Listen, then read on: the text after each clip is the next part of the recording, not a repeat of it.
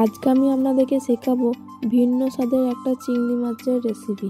তো এই রেসিপিটা আপনারা অন্য কোনো চ্যানেল খুঁজলে পাবেন না, শুধুমাত্র আমার চ্যানেলে পেয়ে যাবেন।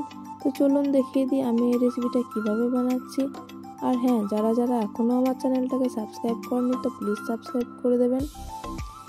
আপনারা তো অনেকভাবেই রান্না করে দেখেছেন চিংড়ি মাছের রেসিপি, তো এইভাবে একবার আমার মতো বানিয়ে দেখুন, অবশ্যই ভালো লাগবে আপনাদের। তো সবার প্রথমে আমি একটা মশলা বানিয়ে নেব, যার মধ্যে আমি দিয়েছি গোটা ধনে, দারচিনি, এলাচ, জয়িত্রী,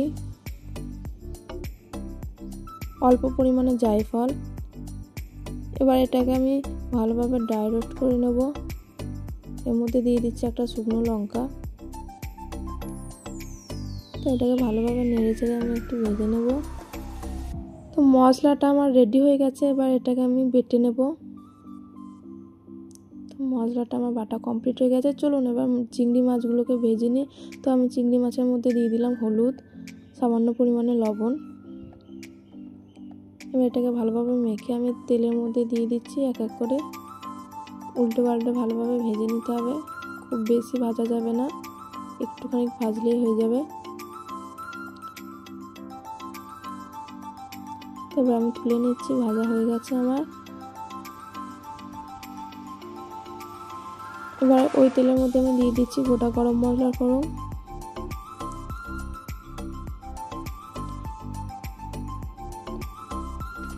দিয়ে দিচ্ছি পেঁয়াজ, একটু নাড়াচাড়া করে আমি দিয়ে দেবো 1 চামচ ঘি, কাশ্মীরি লঙ্কা গুঁড়ো দিয়ে দিলাম একটুখানি। এবার আমি দিয়ে দিচ্ছি আদা রসুনের পেস্ট। তো মশলাটাকে ভালোভাবে কষিয়ে নেব। এবার আমি দিয়ে দিচ্ছি জিরে গুঁড়ো, লঙ্কা গুঁড়ো, এবার টমেটো আর চেরা কাঁচা লঙ্কাটা দিয়ে দিলাম। তো একটু নাড়াচাড়া করার পর আমি দিয়ে দিচ্ছি স্বাদ মতো লবণ, দিয়ে দিচ্ছি চিনি। ভালোভাবে মশলাটা কষিয়ে নিয়ে আমি দিয়ে দেবো টক দই। টক দইটা দেওয়ার পর ভালোভাবে নেড়ে চেড়ে নিতে হবে যাতে ফেটে না যায়। তো এখানে আমার মশলাটা কমপ্লিট হয়ে গেছে কষানো। এবার আমি দিয়ে দিচ্ছি 1 কাপ দুধ।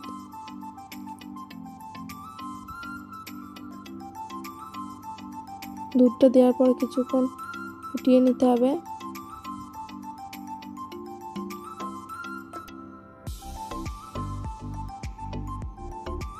তো এবার আমি দিয়ে দেবো ভেজে রাখা চিংড়ি মাছগুলো।